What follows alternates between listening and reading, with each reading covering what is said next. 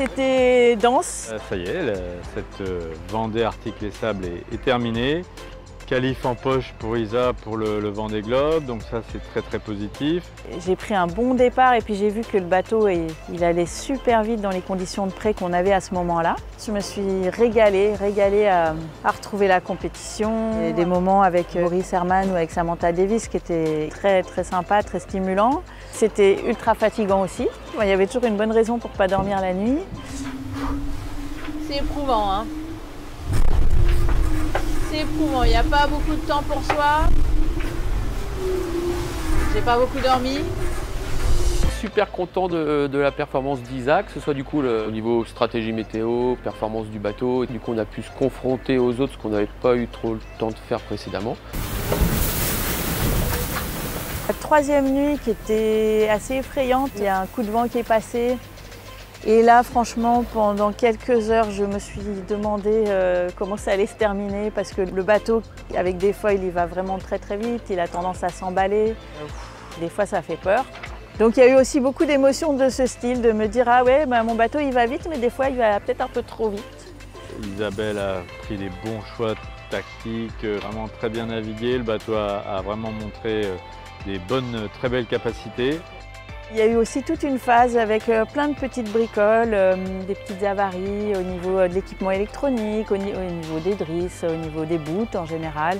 Enfin, plein de choses et ça m'a demandé aussi plein d'énergie, de ressources pour agir vite, réparer vite et puis rester dans le match. Même si ça a été très énergivore, j'ai bien aimé ça aussi parce que ça rajoute du challenge. Nous on n'en doutait pas, mais du coup tout le monde a vu qu'elle avait la niaque. Et bien voilà, MACSF a passé la marque UNESCO tout à l'heure qui se situe derrière nous. Du coup on est à 60 degrés nord, à moins de 150 000 de l'Islande et à moins de 400 000 du Groenland. Donc voilà à quoi ça ressemble. Je vais aller faire un peu de rangement. À bientôt.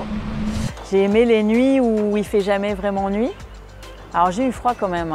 C'était quelque chose, l'air est très dense, le ciel est différent, tout est différent. Il y a une autre atmosphère en fait là-bas dans le nord. Avant que ça casse, j'étais super contente parce que j'avais passé une nuit qui était très stratégique, où il y avait beaucoup à gagner ou à perdre et ça s'est plutôt bien passé pour moi.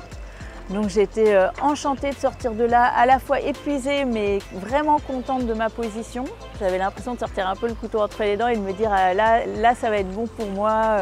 Je me réjouissais vraiment de la suite. Et puis paf, la baume qui se brise et c'est une autre histoire qui démarre à ce moment-là.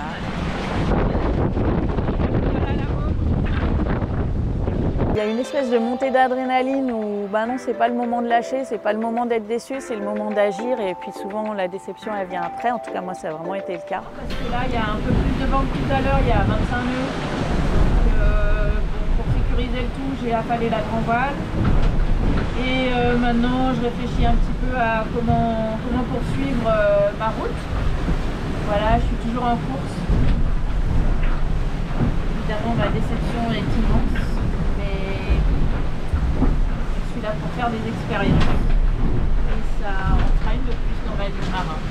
Je suis plutôt content que ce soit arrivé maintenant et du coup on va pouvoir refaire une baume solide, fiable pour le Vendée où on sera certain qu'il n'y a aucun souci. C'est souvent comme ça, quand on a des avaries en mer, on apprend à gérer, on se rend compte qu'on peut faire des choses qu'on ne se sentait pas capable de faire. Naviguer sur un bateau de 18 mètres sans baume, pour moi c'était impossible. Et puis en fait ça s'avère réalisable, c'est compliqué, mais je l'ai fait. Je suis allée au bout, j'ai qualifié mon bateau pour le Vendée Globe, donc aujourd'hui je peux dire que je suis vraiment très satisfaite. Franchement, alors là, moi je dis bravo et de la part des collaborateurs du groupe MACSF, merci et félicitations.